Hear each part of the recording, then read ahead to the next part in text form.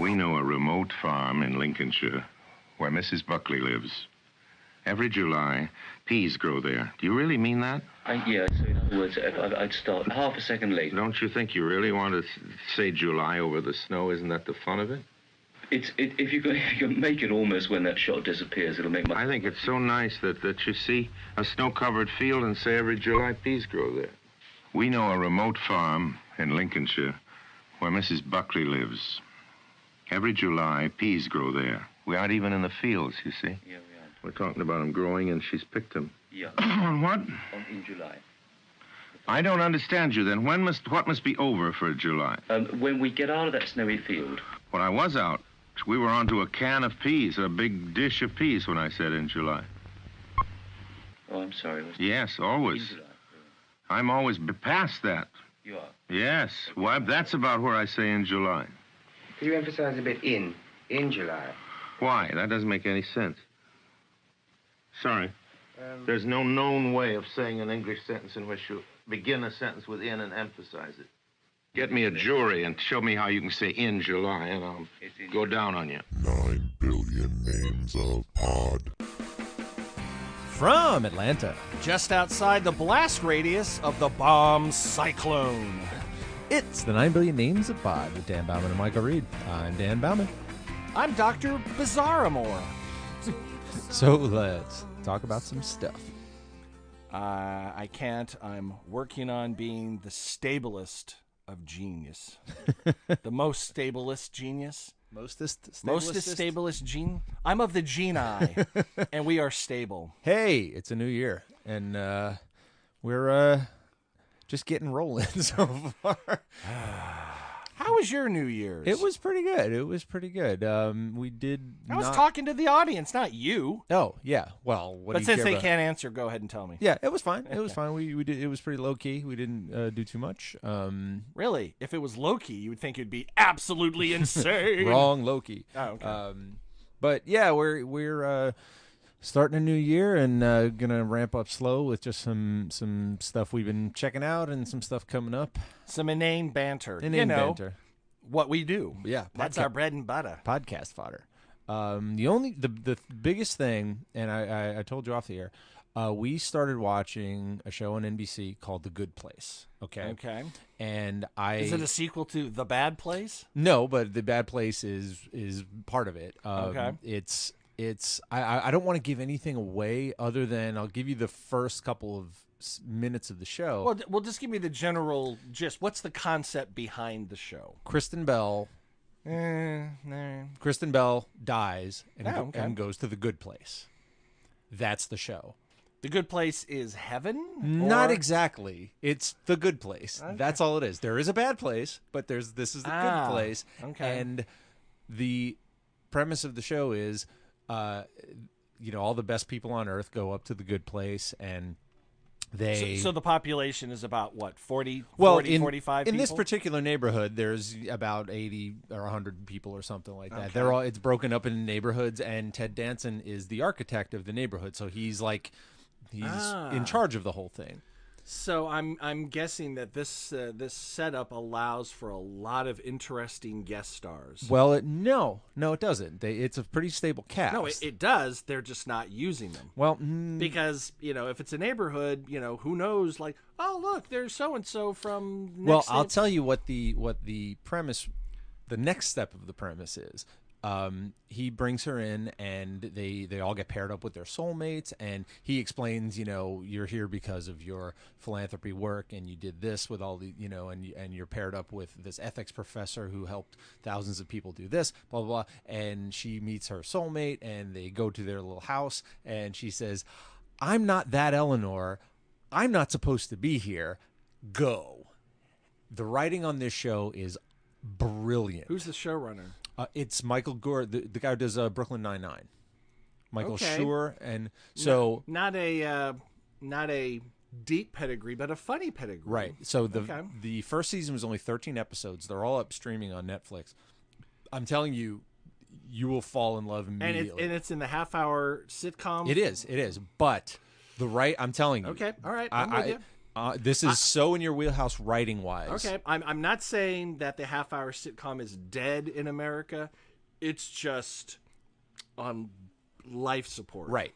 This is a high point of. Okay. I think Brooklyn Nine-Nine is one of the best sitcoms. Well, that's a out whole there. nother. I enjoy that just because it is just stupid funny. Right. This is very little depth. This is stupid funny with depth, and I'm telling you, the writing is genius, and it's not just the jokes. It's what the actual. So I will say no more. Do they have a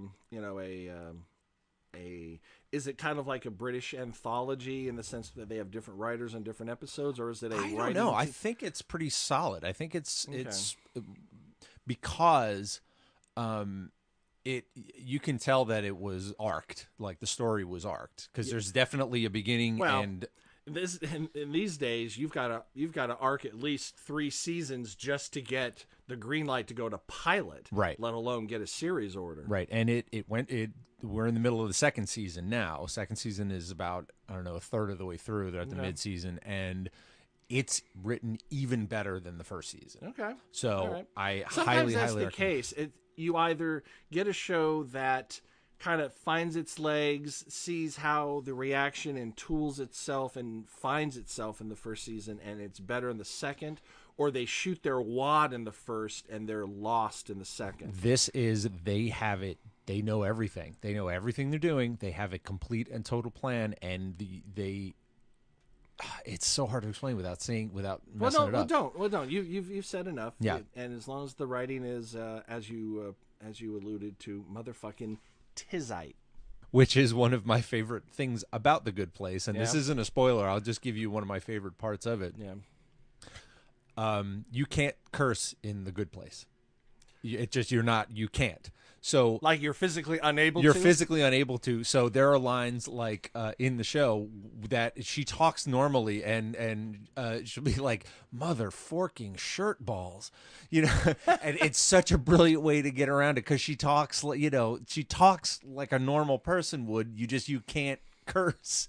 Wow. It's stuff like, it's brilliant. It's so in your wheelhouse. I promise you. I promise you. All right. I'm digging the concept. Not a huge Kristen Bell fan.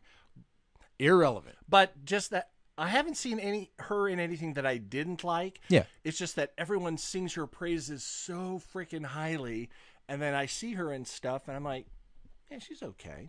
Okay. So, but then again, I've not seen Veronica Mars. Oh wow. So that was really great. I also haven't seen Buffy. Wow. I know. Wow. I know. I have certain, two sides of the same kind of coin. Well, I didn't see, Gone with the Wind until I was like 30 years old.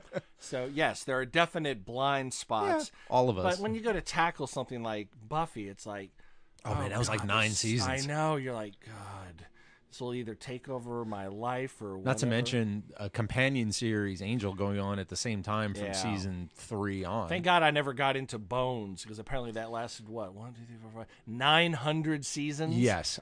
We watched the first, I want to say 5 seasons of that show before I couldn't stand it anymore. The way I described that show was there was theoretically a team of 5 writers.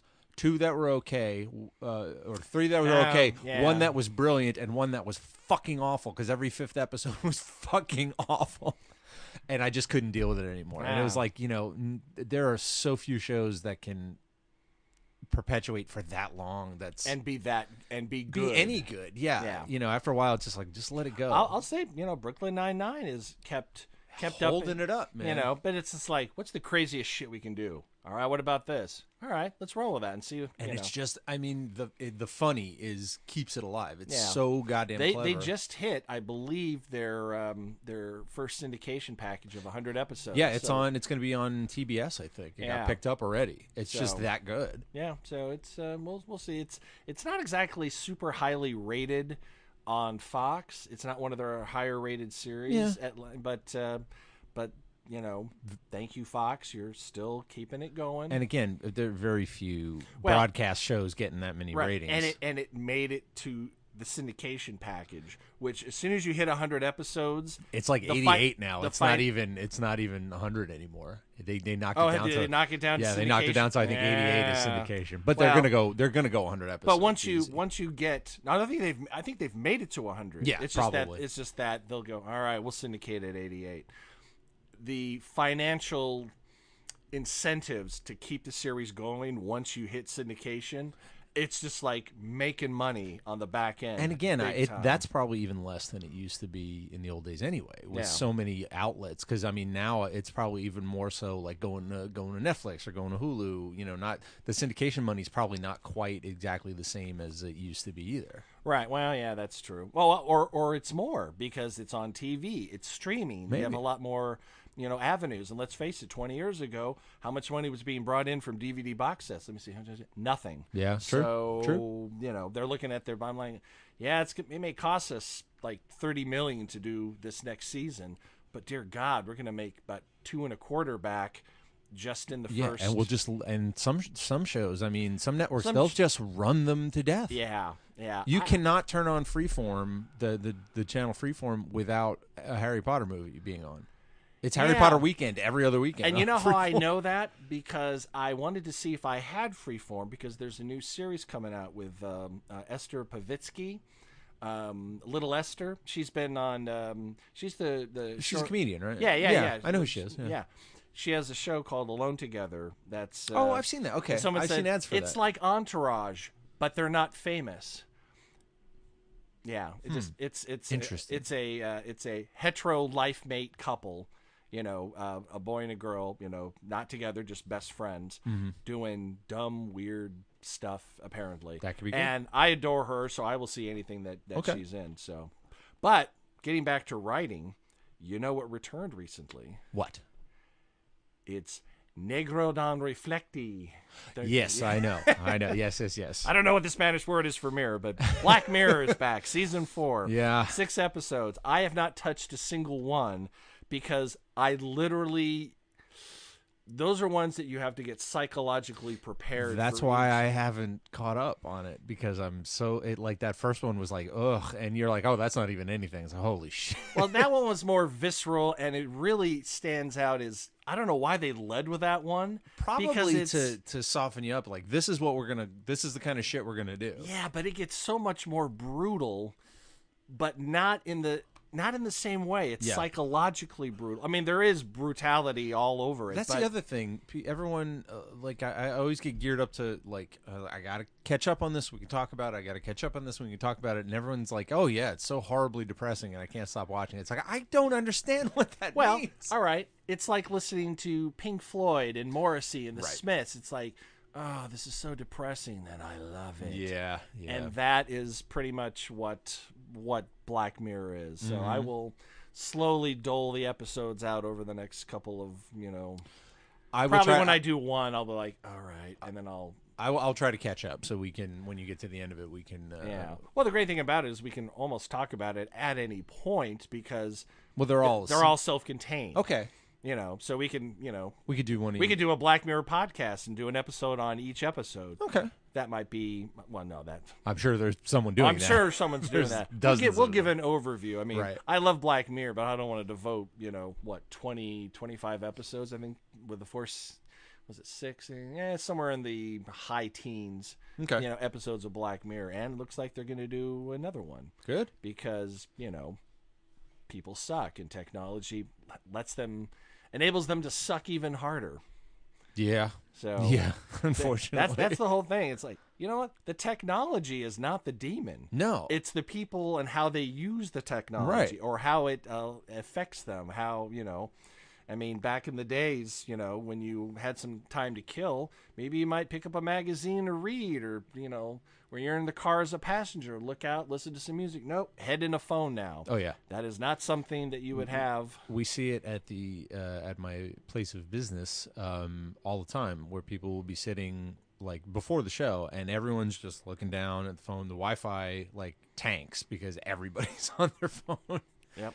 So Yep, that's a touch of what they bring. Have you watched only the first episode? I have, yeah. Wow, you didn't go any further. I didn't, but I will. I'm going to. Yeah, it examines some concepts where you're like, ooh, that's interesting. And a lot of the things that were brought up in the first couple of series of Black Mirror, you're like, oh, that could kind of happen. That's what I hear. Everyone says the scariest part about it is how like close to reality it is, and how it's not a fantasy. And even if the tech isn't there, you look and go, oh, that's exactly what would happen if that tech was real. I mean, that's how. Right. That's how someone would use it. Exactly. Exactly. Well, hey, the two things that all new technology is used for, porn and violence. Yeah. Seriously. Sex and violence. If there was a way to adapt, the nuclear bomb to porn, they would have done that too. So, it's, man. Well, the one thing we have started catching up on, we are in the second season of Game of Thrones finally. Well, yes, finally. I finally got my hands on them. So you're in the second season. Yep. So the big shocking off with his head situation has happened. Well, here's the problem. Yeah. I kind of know everybody who's going to die anyway. I knew that Sean, spoilers if anybody who watched it, I knew Sean Bean was going to go. I knew Mark Addy was going to go. I know a lot of people die in this show. Yes. Don't get attached to anybody. But that's cool. Having been around, because everybody at work watches it, and I'm so plugged into the zeitgeist that I kind of know. It made it easier to follow for me because I kind of knew all the names anyway. Oh, Jaime Lannister. Oh, Cersei. Oh, Daenerys. Oh, the one thing that was confusing me before I started watching it was, wait, who's Daenerys and who's Khaleesi? I didn't realize they were the same person. I didn't realize that was a title. So now I understand all that. So Khaleesi's kind of like queen. Exactly. And now, and knowing all those terminology and knowing that there's houses and knowing what I did know before actually watching it made it a little easier to follow, and I could bring Courtney up to speed. Like, oh, that's so and so, blah blah blah blah blah blah blah. And have you realized that Peter Dinklage was absolutely deserving of his Emmy? Yeah.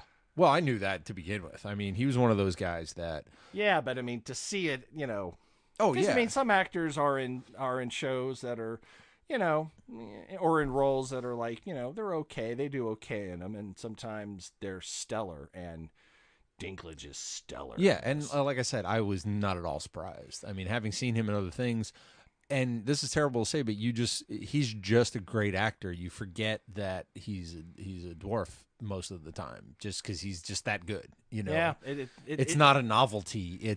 This guy is an amazing actor. Actually, even if the character, I haven't read the books, but I understand the character is a dwarf in the thing. That's why they cast Peter Dinklage. But I'm thinking, he could have been a regular person that just, father didn't like him because he had a deformity, slap a deformity on him. Yeah.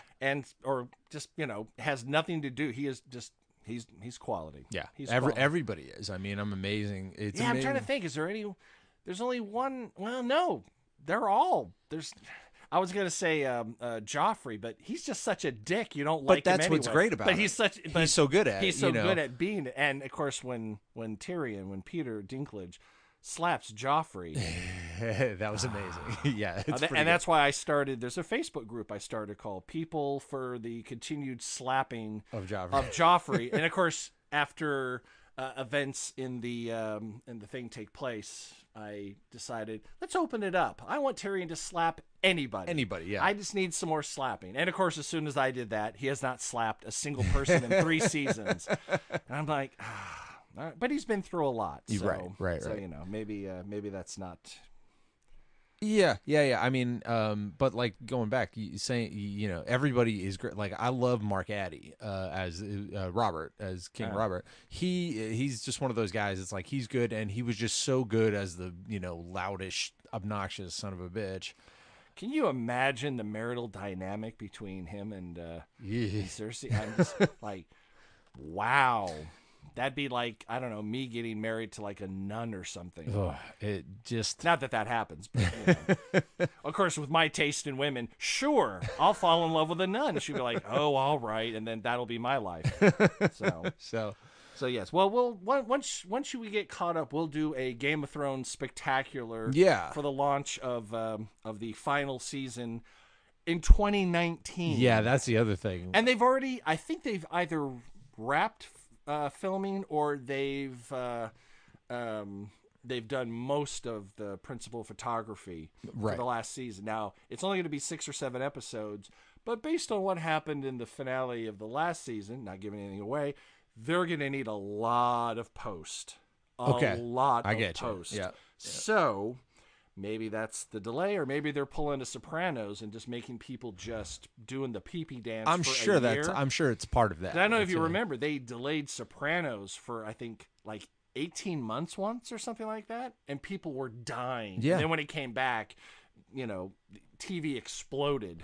Yeah, because everyone was. It's smart to do that. I mean, didn't they break up this last season into 2 sections? I think what they did is they had about 12 or 13 episodes, and instead of doing a standard 10 or 12, they went, we're going to do 2 short seasons. Yeah, and break. So it's. I mean, they're not calling it part 1, part 2, like they did with Breaking Bad. They did that with Doctor Who as well. Yeah. Which is also back, which theoretically would be our next episode. We'll talk about the Christmas. We hope so, yeah. We're trying to gather our folks for another roundtable. Saddle up the posse for the Doctor Who roundtable. So what else you got? The really cool news for any 90s-ish kids. I was alive in the 90s. Yeah. Not only Hulu has obtained the rights. Beastmaster's back. No, that's the 80s. What is it? To all the Steven Spielberg. Amazing Stories? No. No. All the WB cartoons that he did. Oh, Animaniacs. Like Tiny Toons, Pinky and the Brain. So they're not only are they going to show, they're going to carry all those. They have commissioned 2 full brand new seasons of Animaniacs. Yes. What? And from what I gather, everybody's on board. Rob Paulson and Phil LaMarr and they're gonna have to Maurice watch LaMarche. their language now. they might be able to push it even farther. Actually, you know what? I mean, they pushed it pretty good. At this point, you can almost say we're doing. I mean, animation is not for children anymore. So. They're probably not going to slip into, Expletive City, but they may push it a little further than normal. There's an episode, I forget what they call it. Maurice LaMarche, who does The Brain. Right. His obvious voice is Orson Welles. Right. And everyone in the animation game tells stories of that's just... He does it so well because that's his favorite thing in the world is Orson Welles, and his mic check every time he does a session is oh god, not the commercial. There's a remote farm in Buckinghamshire where Mrs. Buckley lives, and he does it. So they did. There's a Pinky and the Brain episode. It's full of farm freshness and green penis. Wait, that's terrible. Yeah, that's a different one. I quit. Oh, the actual outtakes for that commercial are amazing. Oh yeah, I've got them. Yeah, I've got them. Yeah, and he's sitting there trying to direct the guy, and it's like, you're with a living legend. You can't say in July. Yeah, and. They did an episode of Pinky and the Brain, which was basically that. It was that session, and they just tweaked it up a little bit. And I believe they did a dirty version of it too. Like you can find out there where they did the actual full curse versions of it. I'll tell you a little story. I'll keep it vague. Well, you know what? He's not there anymore. Okay. You know what? I can tell the story. Okay. I have a friend who worked at Capital EMI. Okay. Up until, I don't know, about 4 or 5 years ago. And I was visiting there on one of my trips to California, to Los Angeles, and in the big record tower there in Hollywood. And he played for me the outtakes of, how, hey, this is, artist at K97, Rock of San Antonio. Yeah. Artists will come in and do that for 5 5 hours. Yeah, they'll do hundreds to of do them. all the stations. He played me the outtakes of Katy Perry's ones. She had something shitty to say about every, and jokingly, not like I hate, like she actually hated these stations or cities, right. but she was just like riffing on like, oh God, that's the place that has and played the whole, God, like 5-7 minutes worth of just the outtakes that the engineer put together. And I went, that is hilarious. Can I get a copy? He goes, oh, hell no. Yeah. This can never be heard by anybody outside. If I gave it to you and someone else shared it, I'd have to kill you just for having it. I went, I understand that. I understand. So out there in various, hard drives and older artists, cassettes and reel-to-reel, there's studio banter. There's stuff like the station ID that if it was played, I'm sure some of those later Sinatra sessions. Oh, my God. They must be. Oh, my God. Some of the profanity coming out. All right, 1, 2, 3, boom, boom, boom. I'm out. Fuck y'all. That kind of thing.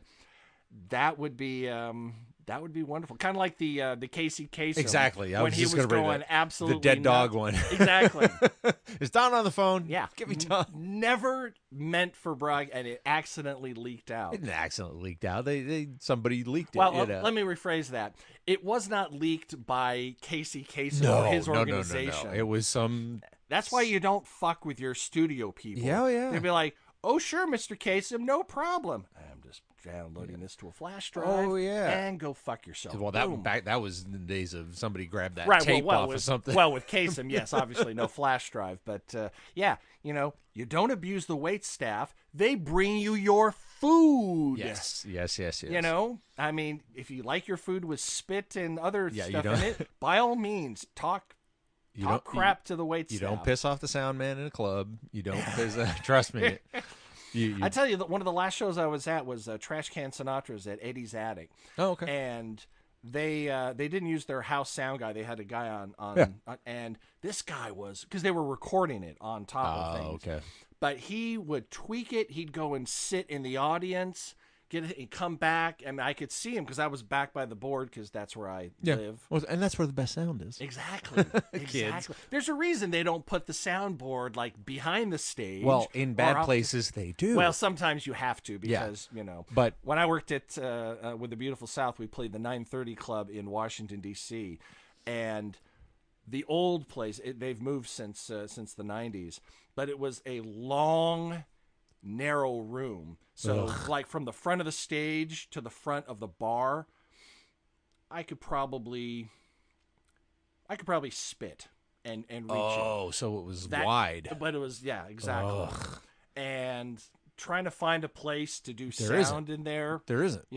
It's it was hard enough to do lights in there because you couldn't get the the full scene. You just kind of had to go. Yeah. I've played stages like that, and it's no good. It's just not. But you know what? It's what you do, and it's weird because in England and to a lesser extent Europe, they would play stadiums. I mean, Van Morrison opened for them in London. Wow. That's how big. Then they come over here and and they play 300 people club. That's about the extent of. Yeah, there's a lot of acts that'll do that. That'll go. They're somewhat of a punchline, but the band I like, Mr. Big, like they'll sell out Budokan in Japan and go like do 6 weeks in Japan and sell out every night for 6 weeks. And here, like they can't get a club gig here. Yeah, it's just it's America's a tough nut to crack. When you do crack it. It's pretty sweet. Right, but a lot of acts are like, I don't even want to bother. Exactly. Why? Exactly. And that's why the Beautiful South came over and toured here 1, 2, 3, maybe 4 times in their 17-year career, 17, 18. Yeah, what would be the point? Because, you want to try to break it. It's because it was a nice drinking holiday. Ah.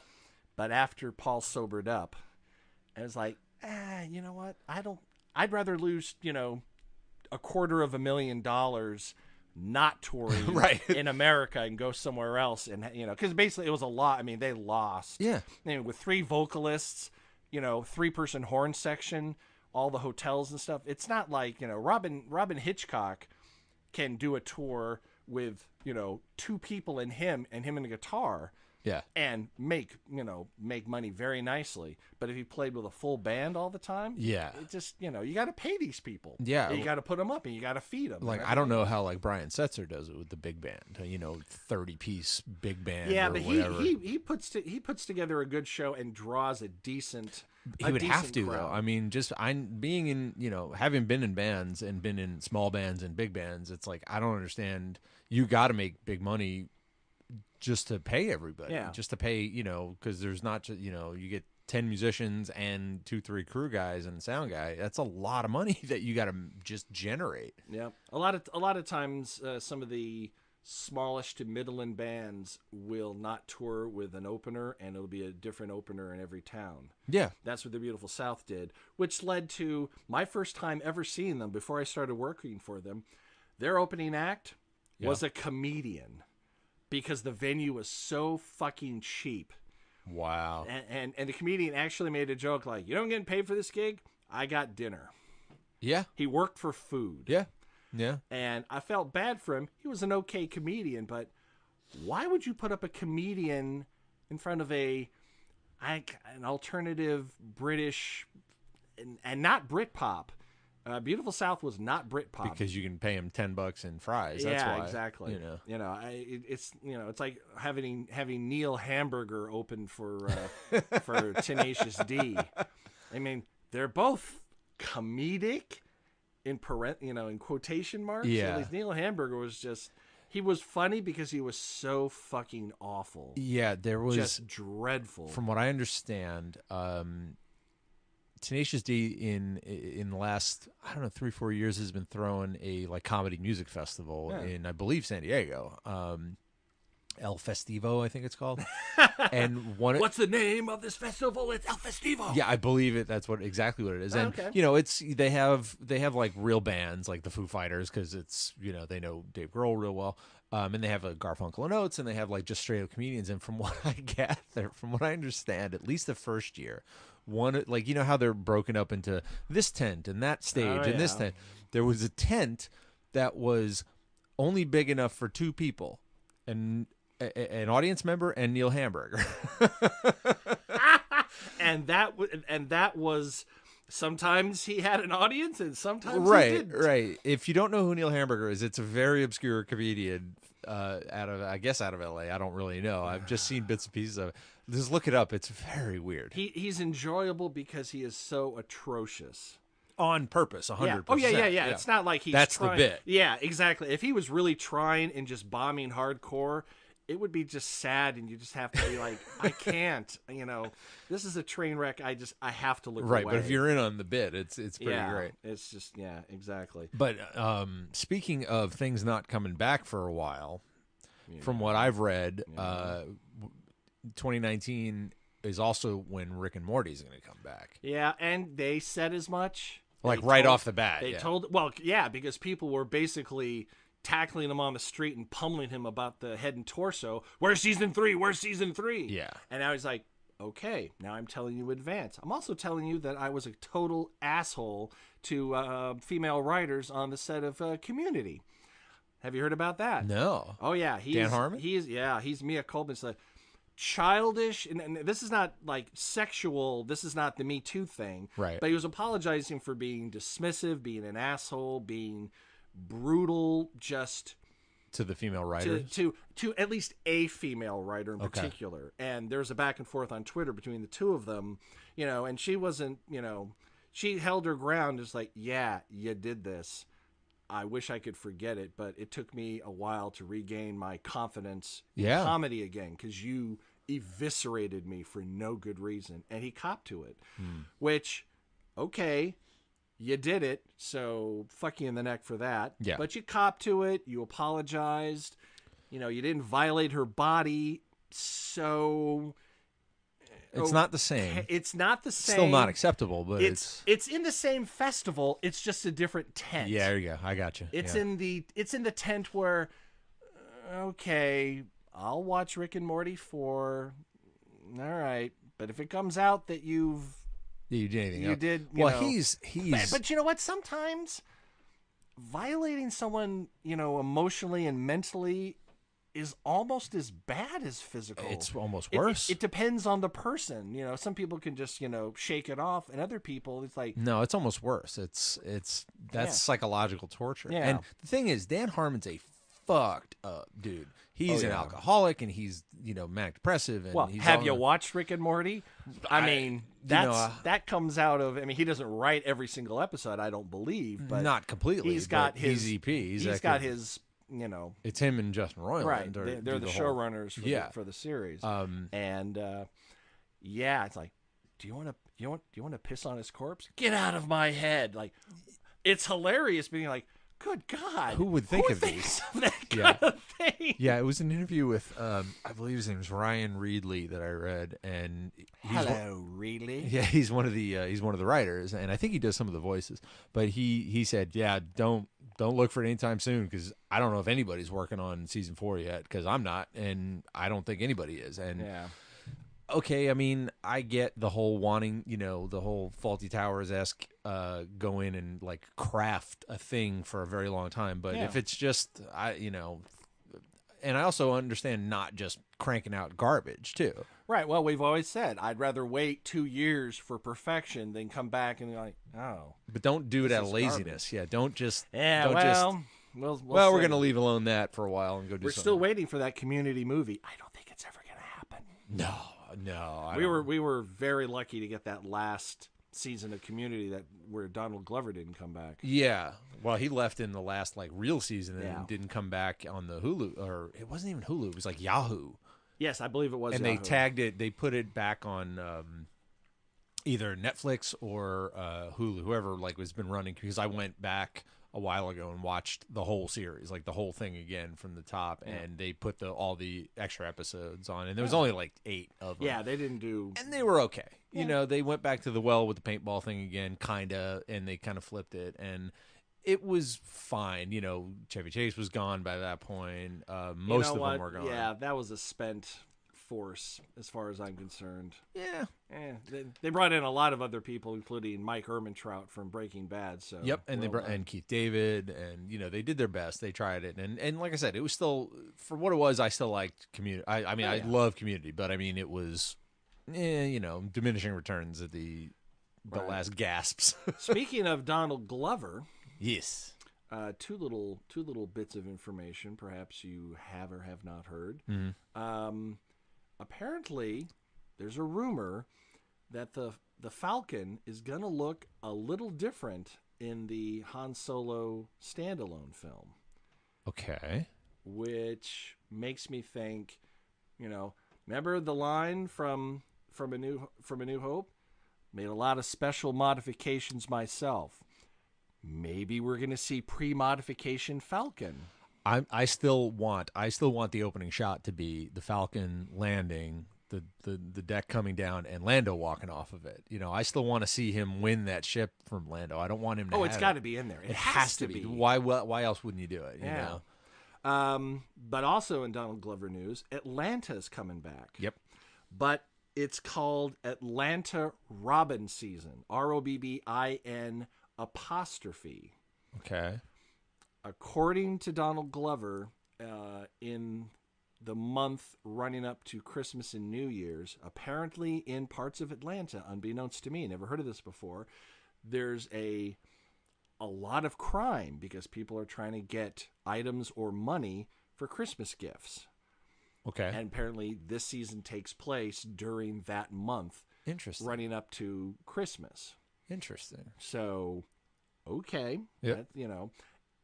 Atlanta, for me, you've watched Atlanta, right? I don't think I finished. We watched a bunch of it. Yeah, I don't think I finished the whole season, though, which is shameful on my part. It is. You need to get back and finish it. Yeah. There's not that many, I think. I think it's one of those 10 I think it's like 12. 8 or 10, yeah. Yeah, it's not that many.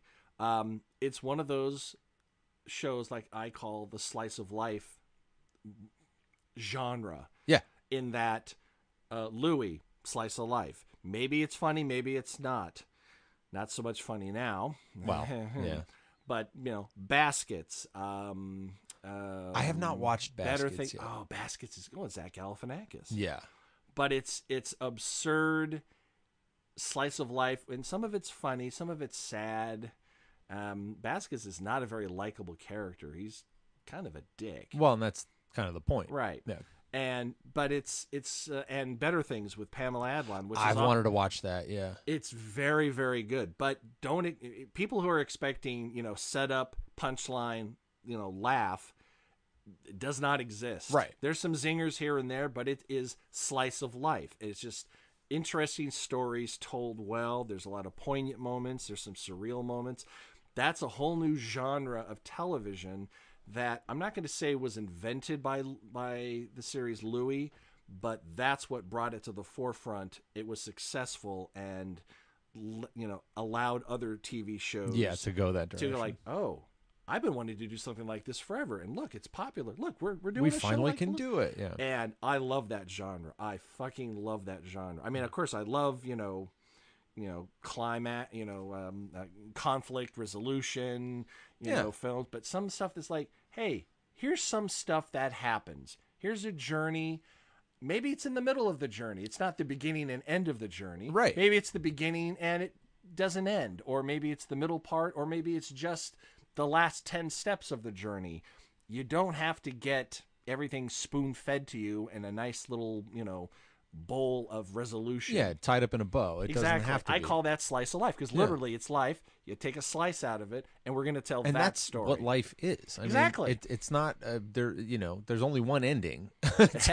Really. And we're all going to see that Yeah. ending. We're all going to be a part of that. We are going to play that part. At Exactly. the end. And so it's just, when but there are many, many, many stories to be told in the middle of it. Yes. So that's something I'm looking forward to. I wouldn't say Atlanta is as good as, Louis Baskets or Better Things, but it's coming up. Yeah, I enjoyed it a lot. I love Donald Glover. I think he's brilliant. And like I said, we watched a good chunk of it. A friend of mine, an acquaintance of mine, was in one of the episodes.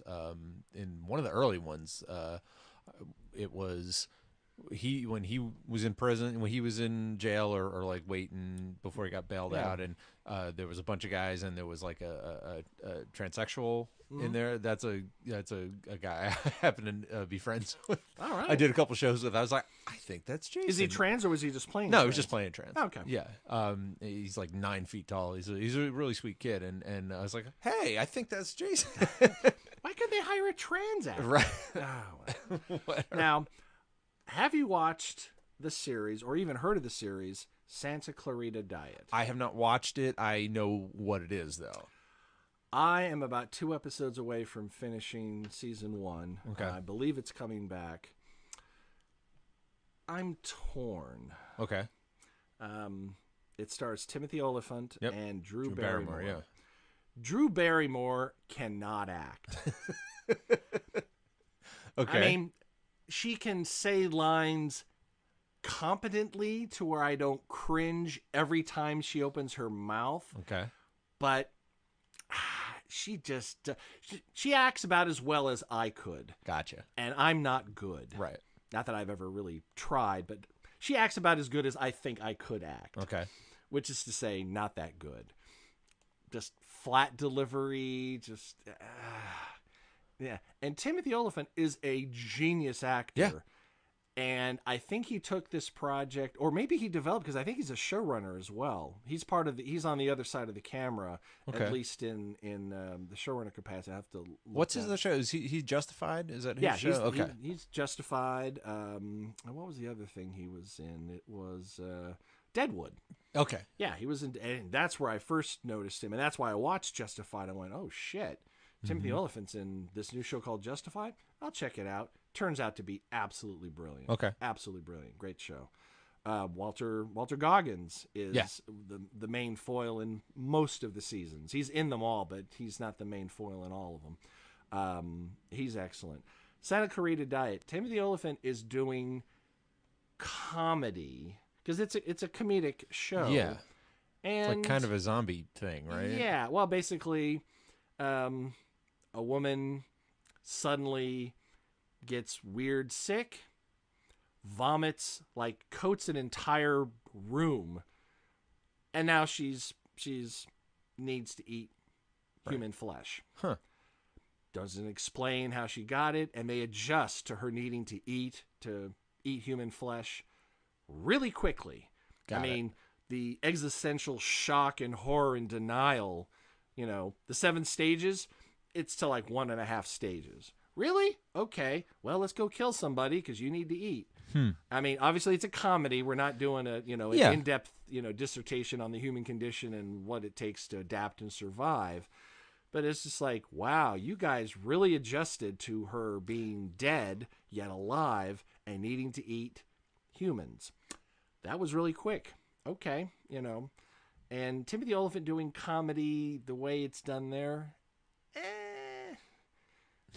my opinion, Yeah. It's not, maybe Okay. it's just because I'm used to him being in a drama with some smirky wisecracking. It's almost like Harrison Ford doing comedy. Yeah. He's done it.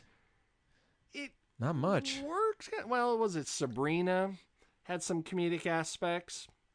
Even Indiana Jones has comedy here, and Yeah. there, but it's an action film with a bit of comedy rather than a comedy with some action. Yes. This is Timothy Olyphant doing a comedy, a dark comedy, but it's not dark enough. I don't know. I just, Okay. Just throwing that out there, be interested to hear what other people think about Santa Clarita Diet. I've heard a few people talking about it. It's not really a huge buzz show. I like the concept because one said the concept. I went, oh, interesting. Maybe they're doing a comedic take on the whole zombie thing. Okay, and technically, she's the undead. She's not really a zombie because she's exactly the same, except things happen to her body now. And Weird. yeah, so Yeah, that's been out for a little while, a year or so. Yeah, it's a year been- and a half, it's and been a while. it got a little buzz, and then it kind of quickly went away. Yeah. There's a show on the CW called iZombie, which is actually relatively similar, but supposedly much better. entirely possible. Yeah, Did you ever watch American Gods? I have not. I read the book. I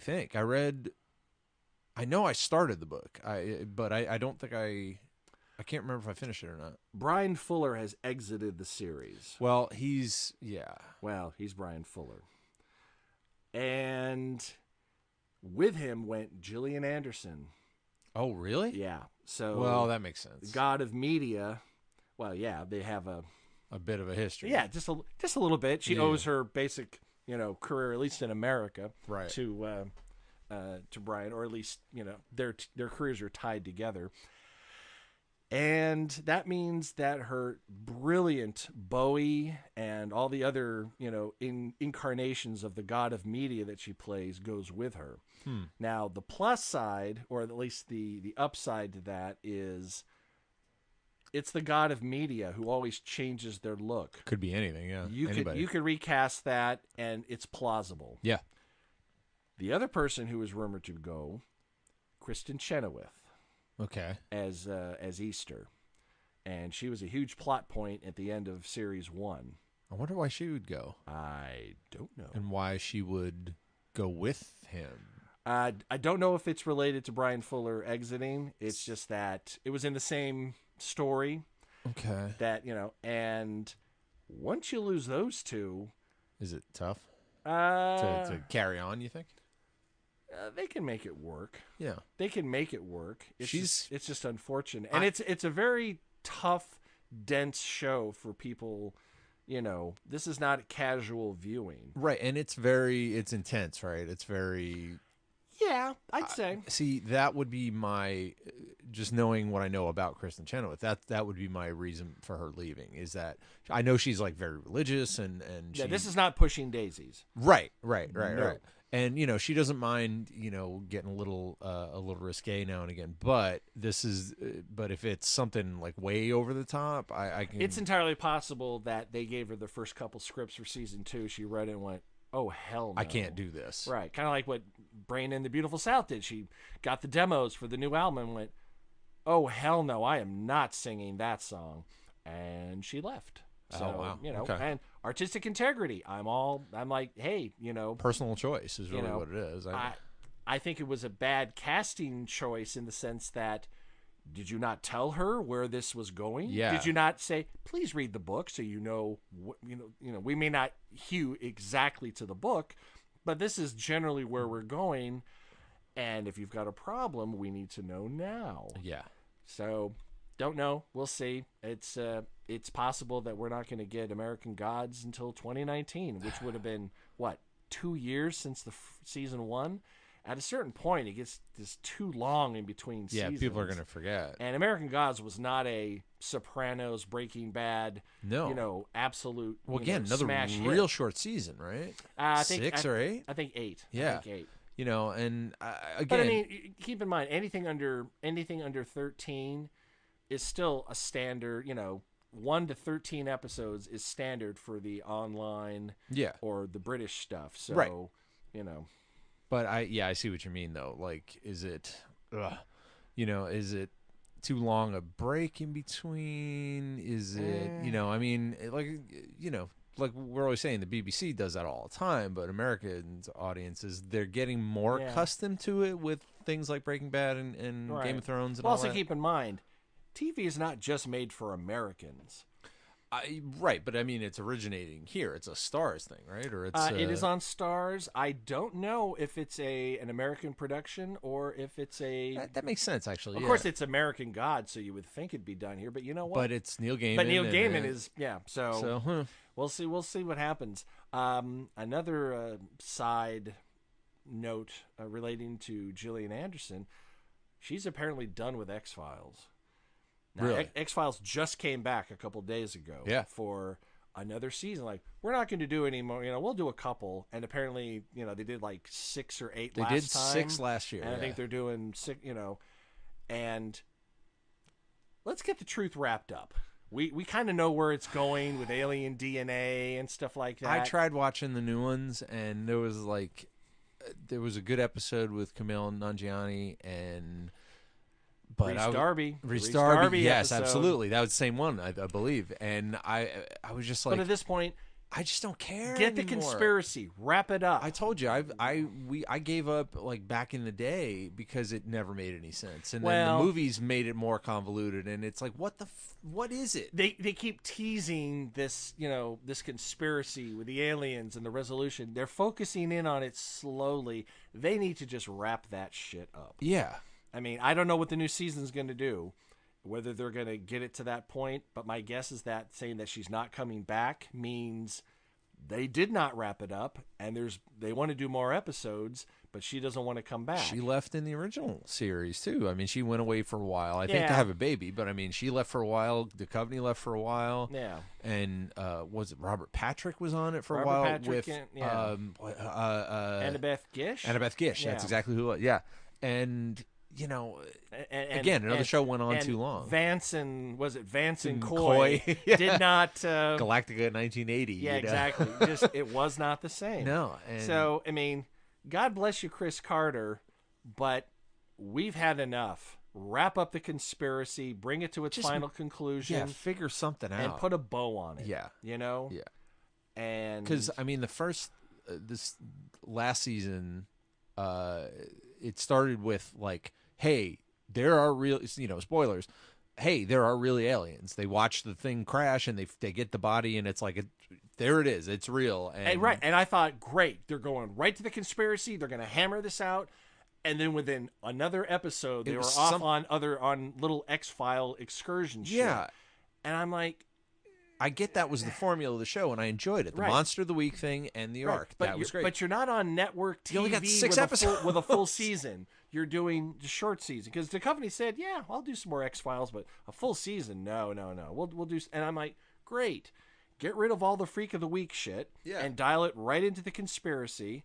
I would watch that, and I did. And at the end, I'm like, "You moved the ball down the field about another yard." Yeah, but I'm still looking at the truth that's down there. You and can't just drag people along for 30 years on this bullshit. Has it been that? No, it hasn't been that long. I mean, it was in the late 80s when it was. No, not late 80s. Well, okay, mid 90s then. Yeah, that seemed. But well, still, no, early 90s. Early 90s. I remember seeing the first Early. I remember I had a full-time job at the time. I was working at the hospital in New York, and that was Friday night. It was like, got to get home. We're all going to get pizza and beer and watch X-Files, and it was a thing.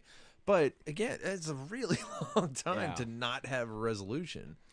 Yeah, so we'll see where this season goes. It'll definitely dictate. Basically, if they don't wrap it up vaguely well, and especially if Gillian Anderson doesn't come back for the next season, I'm like, based on what I know now, she's absolutely crucial to the end plan that's apparently, in motion right now. I don't know. So if she's not there, it just doesn't make any sense. No. So have you read any good books lately? I just finished Insomnia by Stephen King because I made a resolution. Okay, forget about that. We're going to talk about Fire and Fury. Okay. Enough of your nerdy shit. We're going into a tiny political... I should have seen that coming, but that's on me. Well, you're not a stable genius. No, I'm not like our... Yeah, don't say it. Our... Yeah, that guy. Yeah. I mean, I'm trying to control the schadenfreude because I think you can actually overdose and die from too much schadenfreude. But it's coursing through my veins. Yeah. It's I feel the fire and the fury within me. Right. It's wonderful. Have you heard? Oh, I've heard about it. I haven't read it. Yeah. It's basically the Mr. Wolf. Yep. Michael Wolf. I believe it's Michael Wolf. Yeah. Or David Wolf. It's Wolf with an E, I believe. So okay. He's fancy. Yeah. He basically put himself out there and said a lot of nice, flattering things to the Don, and gave people the impression that he was a big Trump fan. And went into the White House because, he stroked the Don's ego. Well, I also read that he just kind of got a non-committal, okay, and never just kept showing up. And exactly. Yeah, it wasn't like, I'm here to do a book. And he said he was writing something. It wasn't quite, it was kind of nebulous, but he was stroking the ego of the Don, and that got him in there with a pass. Now, of course, when Donald Trump says he had zero access, if you got a pass and you're walking in the White House and you're talking to White House staff, unless you're tackled and escorted out by your neck, you got access. Yeah. It may not be traditional access. It may not be full access, but you got access. Mm-hmm. Access to Steve Bannon, Reince Priebus, and all these other people that spoke very candidly, theoretically on the record. Yep. And it ain't nice. No, it ain't pretty at all. I mean, basically, he's a semi-literate man-child who needs constant ego stroking and has the attention span of, what, squirrel? Yeah. And it's fun to hear that codified in a book, but it ain't news to anybody who cares to look or listen. Yeah.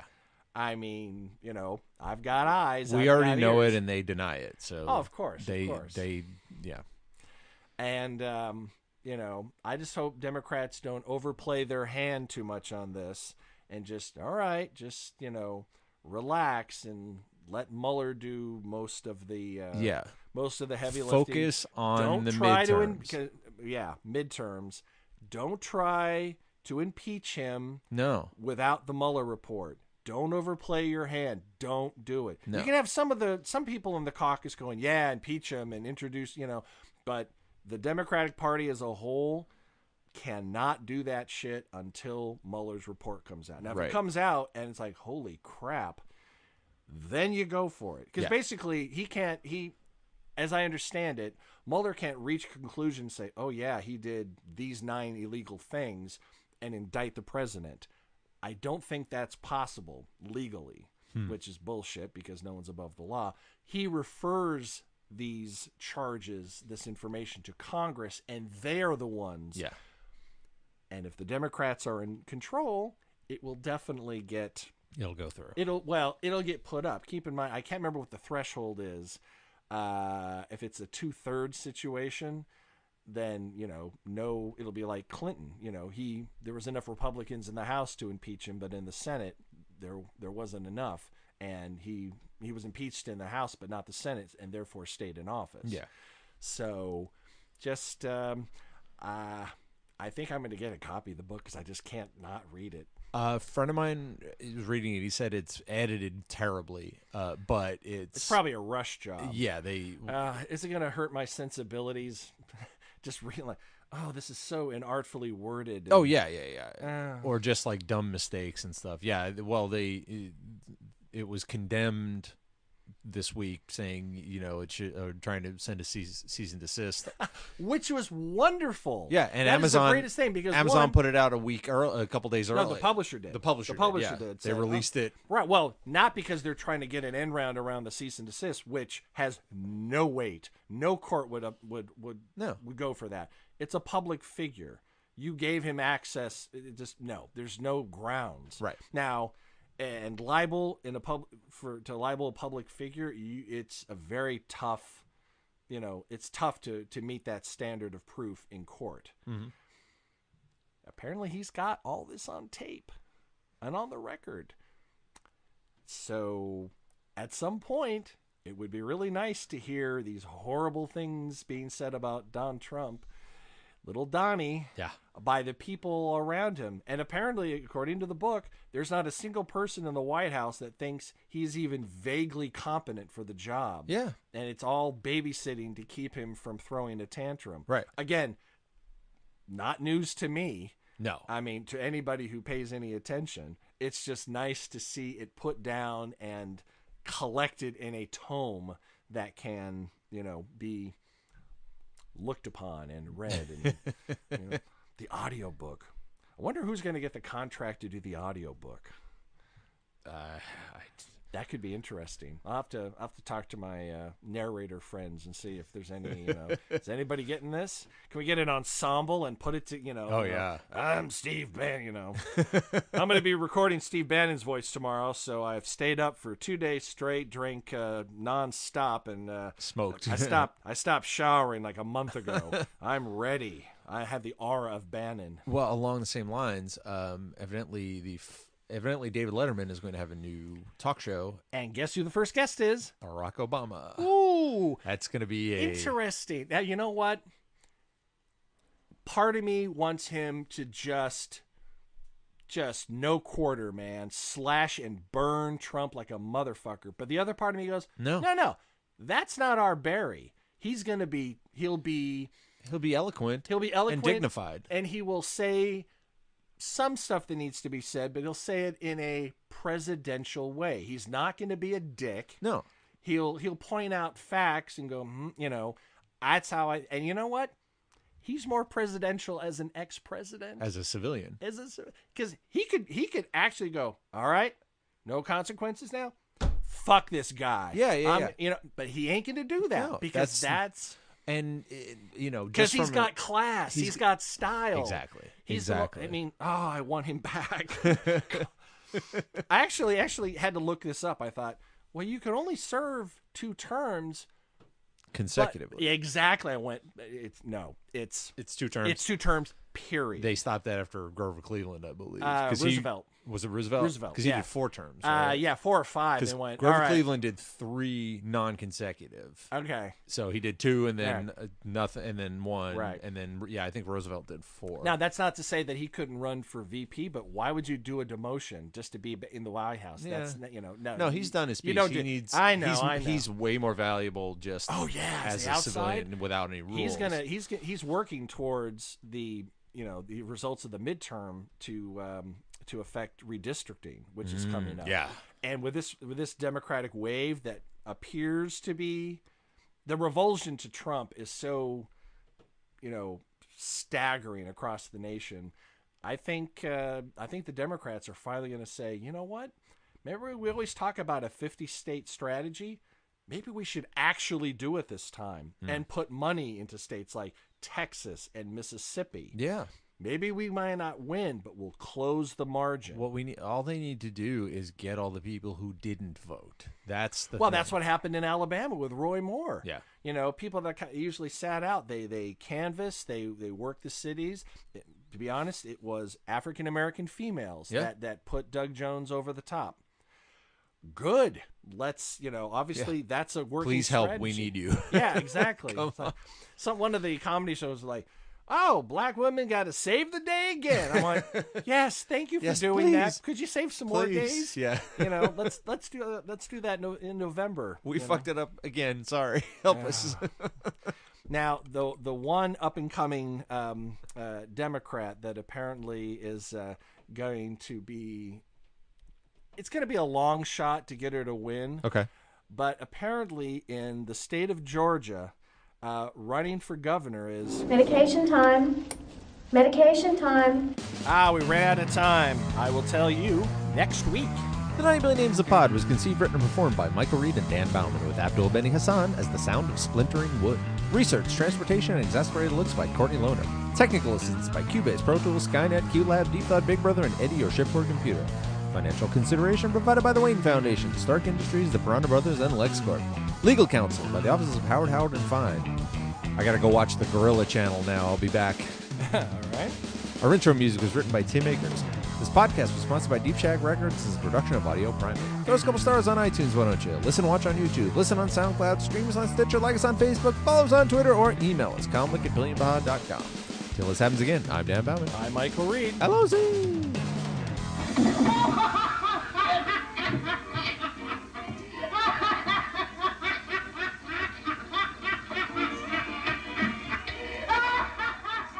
Audio Primate.